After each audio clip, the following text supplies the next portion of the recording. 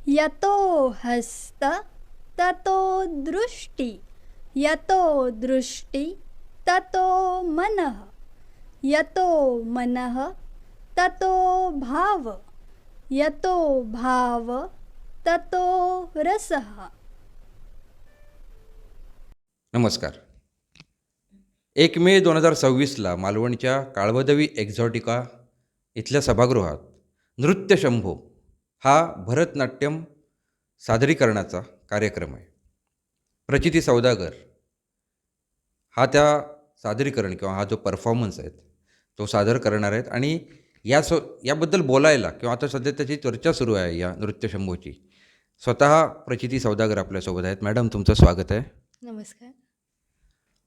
प्रचितीजी, आपण मालवणच्या आहे आणि शिक्षणानिमित्त आपण बाहेर होतात आणि त्या दरम्यान हे भरतनाट्यम हा जो नृत्य प्रकार आहे त्यामध्ये रस वगैरे जो कसा निर्माण झाला हे आम्हाला थोडंसं ऐकायला आवडेल, म्हणून आम्ही आज तुमच्याशी खास वेळ घेऊन बातचीत करतो आहे आपण. तर तुम्ही हा 1 मे का आणि मालवणच का, कारण हा तुमचा पहिला जाहीर कार्यक्रम आहे, मग हे मालवणच का निवडलं तुम्ही? ॲक्च्युली मी सांगलीला शिफ्ट झाले इथून आणि तिथे नृत्याचा प्रवास सुरू झाला आणि तेव्हा त्यानंतर मला परत मालवणला शिफ्ट व्हायचंच होतं. मला तिथे डान्स शिकून इथे जेव्हा यायचं होतं तेव्हा इथे मला कुठलेच क्लासेस मिळाले नाहीत भरतनाट्यमचे किंवा मालवण सोडूनसुद्धा लांब कुठे मिळाले नाहीत. तर मी परत सांगलीतच राहिले. 10वी नंतर तिथे कंटिन्यू केलं. पण तेव्हाच ठरवलं होतं की मी मालवणला येऊनच क्लास सुरू करणार भरतनाट्यमचे आणि त्याच्यानंतर नृत्य विशारद झाले. त्यानंतर मला मास्टर्स करायचं होतं, कारण की मी तेव्हा ठरवलं होतं की मी जर कोणाला तरी शिकवणार आहे तर त्याआधी मला काहीतरी आलं पाहिजे तर मी शिकवू शकेन. म्हणून मी मास्टर्स केलं पुण्याला जाऊन आणि आता इथे प्रोग्राम करायचं ठरवलं. तर 1 मे या दिवशी महाराष्ट्र दिन असतो आणि माझ्या गुरु स्मिताताई यांनी भोसले काळानंतर, भोसले राजे सगळे होते त्यांच्यानंतर जवळपास 300 वर्षांनी आता त्यांनी मराठीमध्ये रचना लिहिल्या आहेत. तर मग महाराष्ट्र दिनच्या दिवशी मराठीमध्ये भरतनाट्यम बघायला मिळेल तुम्हाला. स्मिता उवाच आपण म्हटलं की स्मिता लिखित आणि त्यांनी संगीतबद्ध पण केलेल्या रचना आहेत. मग हा कार्यक्रम तो 6 वाजता आहे जो एक्झॉटिकामध्ये मी सर्व प्रेक्षकांसाठी सांगेन की आता ह्या दरम्यान, कारण जेव्हा तुम्ही मालवणला होतात, रोजरी इंग्लिश स्कूलला तुम्ही होतात, तुम्ही एक चमकदार विद्यार्थिनी होतात आणि जेव्हा तुम्ही पालकांनी जेव्हा तुम्ही नृत्याकडे वळलात किंवा नृत्याकडे वळायचे, हा जो तुमचा पहिला जो म्हणजे आज तुम्ही संगीत विशारद म्हणून आज आहात, पण ज्यावेळी सुरुवात झाली त्यावेळी तुम्हाला प्रतिक्रिया काय होती किंवा त्यावेळी त्यांनी ते काय सांगितलेलं? म्हणजे टीचर्सनी नाही, पालकांनी, घरच्यांनी काय सांगितलं? नाही, पालकांचा तर सपोर्ट होताच मला पहिल्यापासून. आणि त्यामुळे मी इथेसुद्धा पालकांनीसुद्धा शोधलं क्लासेस माझ्यासाठी. मालवणमध्ये सुद्धा मी जेव्हा राहत होते तेव्हासुद्धा शोधले क्लासेस, पण असे प्रॉपर शास्त्रशुद्ध शिक्षण आपण ज्याला म्हणतो ते नव्हते इथे. त्याच्यामुळे जेव्हा आम्ही सांगलीत गेलो तेव्हा लगेच वडिलांनी माझ्या क्लासेस शोधून चांगले तिथे मला ॲडमिट केलेलं आणि त्यांचं मास्टर्स होईपर्यंत फुल सपोर्ट होता आणि आत्तासुद्धा आहे की मी क्लासेस सुरू करेन. त्यांचा असा कधीच हट्ट नाही राहिला की काहीतरी ऑफिस जॉब किंवा सॅलरी बेस्ड जॉबच करायचा वगैरे. त्यांचं सपोर्ट फुल आहे. मग भरतनाट्यमच का पुन्हा? कारण आता जेव्हा तुम्ही असं म्हणताय की त्यावेळी तुम्हाला मालवणमध्ये आपण काही हे नव्हतं, म्हणजे नृत्य पण डान्स होता कुठला तरी आवडतो किंवा मग भारतीय परंपरेतला डान्स, मग तो कथ्थक आहे, भरतनाट्यम वेगवेगळे आहेत, मग ह्याच्यामधनं भरतनाट्यमचीच निवड का झाली? खरं सांगायचं झालं तर तेव्हा मलासुद्धा नॉलेज नव्हतं जास्त. आपल्याला पहिल्यांदा दिसतं ते कॉस्च्युम्स किंवा मेकअप हे जे दिसतं तेच. त्याच्यानंतर कथ्थकचं एवढं एक्सपोजर नव्हतं जेवढं भरतनाट्यम केलं जातं आणि भरतनाट्यमचं मला ते एक्सप्रेशन्स, त्यांचं स्टान्स, थोडा स्ट्रॉंग मूवमेंट्स हे सगळे मला खूप आवडायचे. त्याच्यामुळे मी भरतनाट्यमच चूज केलं. त्याच्या आधी मी लोणावळ्यात जेव्हा होते राहायला तेव्हा कथ्थकसुद्धा जॉईन केलं होतं. पण ते मला कंटिन्यू नाही करता आलं कारण की मी खूपच लहान होते तेव्हा आणि त्याच्यानंतर आम्ही शिफ्ट झालो आणि मी भरतनाट्यम चूज केलं आणि त्याच्यात माझी आवड निर्माण होत गेली आणि त्याचा काय म्हणायचं हां. तुझा परमार्श म्हणजे आज तुम्हाला कार्यक्रम जो आहे आपला 1 मेचा आहे. मग ह्या दरम्यान काही समस्या आल्या का? म्हणजे या क्षेत्रामधले, कारण हे क्षेत्र आपण पारंपरिक प्रकार आहे, पण आता गेल्या 100 वर्षामधला विचार केला तर पारंपरिक व्यवसाय म्हणून याच्याकडे पाहणं हे एक नव्याने आता त्याची सुरुवात होते आहे. त्याच्यापूर्वी आपल्याकडे अगदी चांगली भरगच्च संस्कृती आहे, भारतीय असेल, महाराष्ट्राची असेल, किंवा आपण आपल्या सिंधुदुर्ग जिल्हा आणि मालवणचा पण एक विचार केला तर वेगवेगळ्या आणि सांस्कृतिकदृष्ट्या आपण भरगच्च आहोत. पण तरीही आता एक थोडंसं याला बाजारीकरण नाही म्हणत आहे मी, एक व्यावसायिक पद्धतीने, प्रोफेशनल पद्धतीने, सफाईदार पद्धतीने आणि व्रत म्हणून करताना, डेडिकेशन, डिव्होशननी हे करताना ह्या सुरुवातीला तुम्हाला काही समस्या आल्या का? किंवा या दरम्यानही म्हणजे या दरम्यान काही समस्या आल्या का? जेव्हा मला विचारतात लोक की आता इतकी वर्ष शिकतेस, आता काय पुढे काय पुढे काय, तेव्हा मी सांगते की मला टीचिंगच करायचं आहे. टीचिंग परफॉर्मन्स शोज करायचे आहेत मुलांना, म्हणजे इथे त्याचं काय म्हणायचं सुरुवात करायची आहे. तर मग त्यांचा पुढचा प्रश्न असतो की हे सोडून दुसरं काय नाही आहे याच्यात, अजून पुढे काय करणार, मग पुढे काय. माझा प्रश्न हा आहे, जेव्हा तुम्ही इंजिनिअरिंग करता किंवा काही दुसरं करता तेव्हा तुम्ही विचारता का की ह्याच्यात पुढे काय करणार?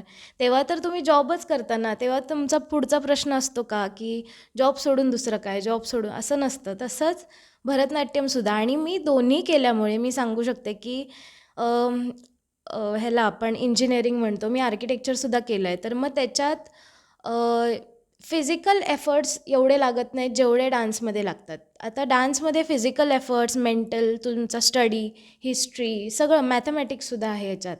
तर मग त्याला खालचा दर्जा अजूनही मिळतो की डान्स करणारे तर हां काय नुसतं नाचतच असते, असंसुद्धा मला प्रतिक्रिया मिळतात लोकांच्या.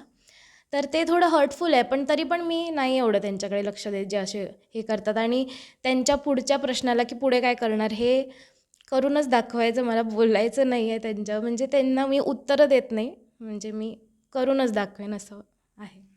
कदाचित त्यांच्या सदिच्छाच असतील त्या की तुम्ही काहीतरी करावं, म्हणून तुम्हाला त्यांची सांगण्याची ती पद्धत असेल. आता सगळेजण बेस्ट ऑफ लकच म्हणतात असं नाही, काही जण तुमचे शांत बसून पण बघतील, असू शकेल. म्हणजे असं जर ते बघत असतील तर त्याचा अर्थ तो असा लागतो, म्हणजे तुमच्या बोलण्यातूनही तो जाणवला की, आणि हे सगळं करताना आनंदाचा क्षण म्हणजे या गेल्या काही वर्षांमधला सगळ्यात, नृत्यासंदर्भात म्हणतोय मी, भरतनाट्यम संदर्भात सगळ्यात आनंदाचा क्षण म्हणजे भरतनाट्यम इटसेल्फ करायला सुरुवात केली तो आनंद असेलच, पण तुम्हाला काय वाटतं असं की हा जो जपून ठेवावा असा क्षण आहे?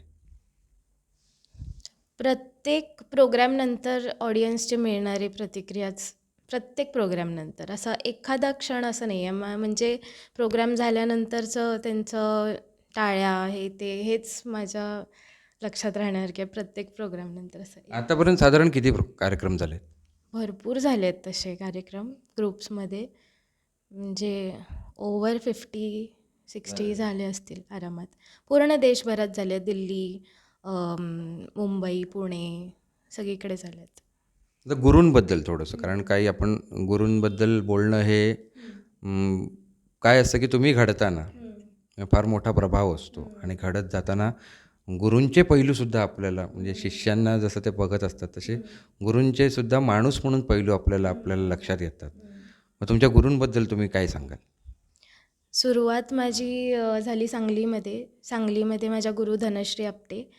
तर त्या एकदमच शांत, आणि त्यांच्यामध्ये खूप पेशन्स लेवल, आणि त्यांच्याकडनं तेच शिकण्यासारखं आहे की कसं एखाद्याला खूप शांत राहून शिकवायचं, आणि त्यांच्या परीने, म्हणजे प्रत्येक स्टुडंट्सची शिकायची पद्धत वेगळी असते, तर ते ओळखून त्या शिकवायच्या. आणि मला म्हणजे खूपच सपोर्ट मिळाला. आणि प्रोग्रॅम्समध्ये एंटर करताना, म्हणजे त्यांचे जे कमर्शियल प्रोग्राम्स असतात त्याच्यात त्यांच्या खूप सिनियर स्टुडंट्स असायच्या, पण मी जेव्हा क्लास जॉईन केला तेव्हा अगदी 2 वर्षांनीच त्यांनी मला प्रोग्राम्समध्ये वगैरे घेतलं होतं. तर त्यांनी एवढं ट्रस्ट दाखवलेला, आणि मी त्यांच्याबरोबर जवळपास आता 15 वर्ष शिकते आहे. आणि त्याच्यानंतर मी पुण्याला शिफ्ट झाले मास्टर्स करायला, आणि तिथे स्मिताताईंच्या कडे मी शिकायला गेले. त्यासुद्धा सेम स्वभावाच्या, एकदम शांत, कधीच चिडणार नाहीत, कधीच नाही आणि खूप शांतपणे शिकवायच्या. जरी आमचं काही चुकलं तरी ते शांतपणेच सांगायच्या, की "बरोबर करतीयेस तू, पण हे असं पण करू शकतो." असं पण असं एकदम खूप शांतपणे आणि तो स्वभाव मला खूप आवडतो आणि हे दोन्ही गोष्टी दोघांकडनंही घेण्यासारख्या आहेत आणि त्याच्यामुळे मला थोडं ट्रस्ट राहिला आणि मी शिकू शकले पुढे पुढे. खूप छान. गुरूंबद्दलची आत्मीयता म्हणजे असं नसतं की ही शुल्क म्हणजे फीज वगैरेच्या पलीकडची भावना आहे, की खूपदा म्हणजे ही भावना आपण नाही सांगू शकत आणि ती इतक्या सुंदर पद्धतीने तुम्ही सांगितलीत. म्हणजे आता जे तन्मयतेने, तल्लीनतेने गुरूंबद्दलचा आदर हा खरंच दिसला. म्हणजे त्या प्रत्येक शब्दामध्ये, त्यावेळी तुमच्या मुद्रेमध्ये आणि थोडं आपण भरतनाट्यमच्या तुमच्या भाषेत बोललो. आणि आता इथनं पुढे म्हणजे तुमच्या ह्या सगळ्या संकल्पना आहेत. आत्ताची महत्त्वाचा जर तुम्हाला मालवणमध्ये भरतनाट्यमचे सात्विक पद्धतीने तुम्हाला वर्ग घ्यायचे आहेत म्हणूया आपण क्लासेस घ्यायचे आहेत. मग हे करताना तुम्ही स्वतः म्हणजे नृत्य वगळून स्वतःला तुम्ही व्यस्त कसं ठेवता किंवा स्वतःला तुम्ही विकसित कसं डेव्हलप कसं करत असता? मी जरी शिकवायला सुरू केलं, तरी मी स्वतः शिकणं बंद नाही करणार आहे. मी स्वतःसुद्धा शिकत राहणार आहे, ऑनलाईन का होईना. माझ्या गुरूंकडे, दोन्ही गुरूंकडे माझं शिक्षण चालूच राहणार आहे आणि ते सोडून एवढं आपले ग्रंथ आहेत, नाट्यशास्त्र किंवा भरपूर लोकांनी नृत्याबद्दल लिहिलेलं आहे. तर ते सगळं वाचन किंवा स्वतःची प्रॅक्टिस, स्वतःचं वेगळं काहीतरी स्किल डेव्हलप करणं हेच आणि परत नृत्याबद्दल लोकांपर्यंत पोहोचवणं हे चालू ठेवेन मी. खूप छान. तुम्ही तुमचा वेळ दिलात आत्ता आणि आमच्याशी प्रेक्षकांशी आणि तुमच्या या कार्यक्रमाबद्दल सुद्धा झालं आणि तुमच्याबद्दल सुद्धा आम्हाला कळलं की मालवणमधून किंवा मालवणमध्ये शिक्षण घेऊन त्यानंतर बाहेर जाऊन सुद्धा कुठेतरी तुम्ही जे तत्त्व ही बीजं मला मालवणमध्येच हे करावीशी वाटली या तुमच्या जाणीवेची सुद्धा तुम्ही माहिती दिली. तुमच्या अगदी मनापासून धन्यवाद. थँक्यू. तर या होत्या नृत्य विशारद प्रचिती सौदागर. त्यांनी त्यांच्या 1 मे 2026च्या संध्याकाळी 6 वाजताच्या कार्यक्रमाविषयी सुद्धा सांगितलं आहे, जो काळबदेवी एक्झॉटिका इथे आहे, मालवणच्या झुरीवाडा कुरण इथं. आणि त्याचसोबत त्यांनी अनेक गोष्टींवर सुद्धा प्रकाश टाकला. आपण मिथाली राजचा जीवनावर आलेला सिनेमा पाहिलेलाच असेल. त्याच्यामध्ये स्वतः क्रिकेटपटू मिथाली राज या घडताना त्यांना भरतनाट्यम या नृत्य प्रकाराने त्यांच्या अगदी पदलालित्यापासून ते त्यांच्या विचारापर्यंत त्यांना कशा प्रकारे विकसित केलं होतं आणि त्याचा त्यांना त्यांच्याच क्षेत्रामध्ये कसा उपयोग झाला आणि त्या कशा घडल्या मिथाली राज हे पुढे आपण सर्वश्रुत आहेच. सर्वांनी आपण ही एक विशेष मुलाखत पाहिली म्हणून मनःपूर्वक धन्यवाद.